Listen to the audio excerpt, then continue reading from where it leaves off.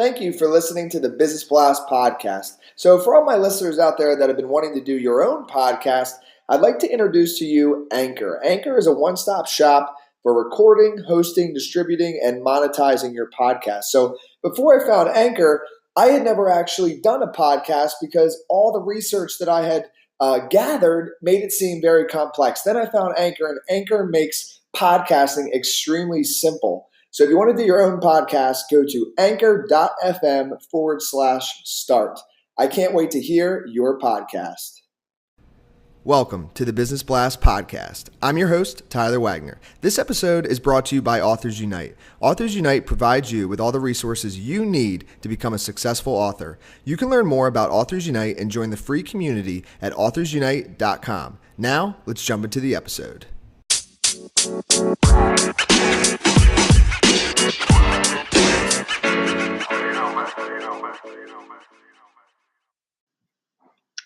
All right, everyone. Welcome back to another episode of the Business Blast podcast. I'm your host, Tyler Wagner, and today I have Rachel Gross with us.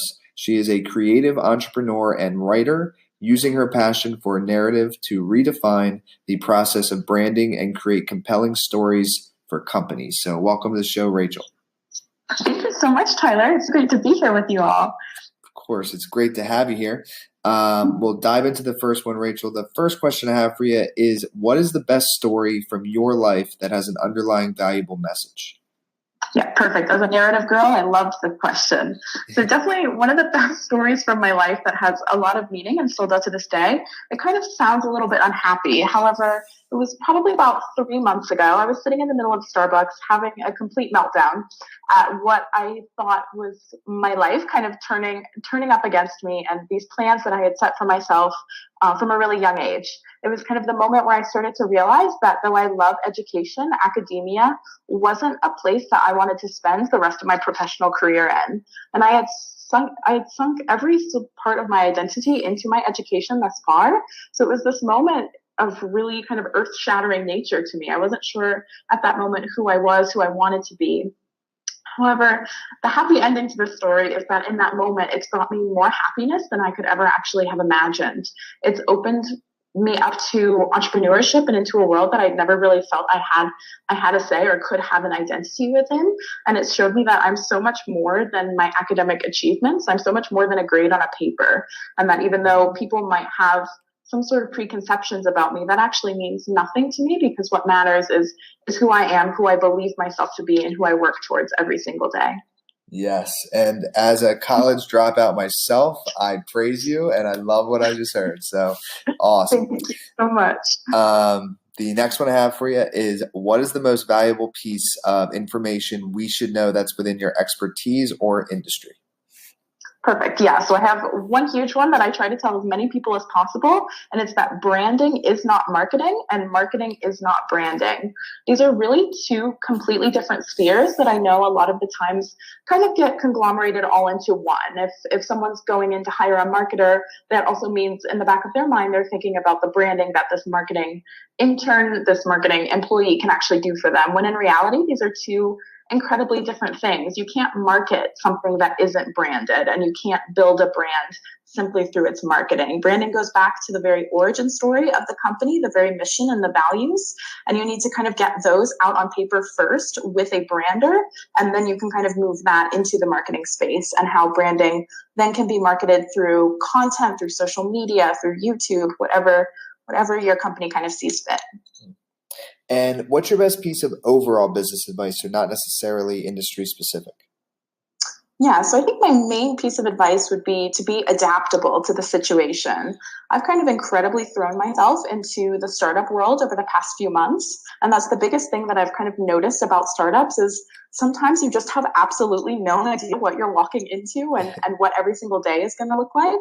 You can schedule as much as possible, but sometimes things kind of have to be pushed aside and you have to be adaptable to whatever is going on in order to kind of get through the day, succeed, and get positive results from whatever you're doing.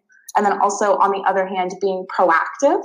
So never sitting bored in the corner, not sure what to do. Make sure that you're always kind of thinking ahead, thinking to the next step, the next day or the next week, and making sure that you know what you're doing, how you're going to get there, and how you're going to be positive and enthusiastic about the process.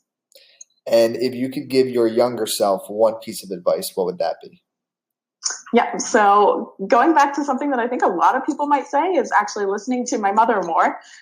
She always had this one quote, and it hasn't made sense to me until this point in my life, and it's life happens when we're busy making plans.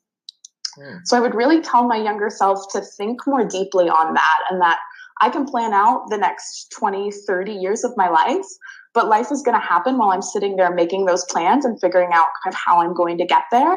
And some of the biggest moments that I've even had just within my life so far have been when I've kind of deviated from what I thought I should be doing, what I thought I'd kind of planned out to do. Like that moment that I had in Starbucks, that kind of life-shattering type moment. I had planned for graduate school, and now I know incredibly strongly that that is not for me. Yes. So maybe if I had taken the time in my younger years to not plan so much, I would have been able to kind of expose myself to more earlier on. And in your opinion, what is the key to happiness? Yeah, really short answer for this is that it's coffee and dogs. While the longer answer is going to be awesome. Inspiration. Awesome. I love it. And what is the best book that you've read, and what was the number one thing you learned from that? Yep. So the best book by far I've ever read is The Life-Changing Magic of Not Giving a Fuck by Sarah Knight.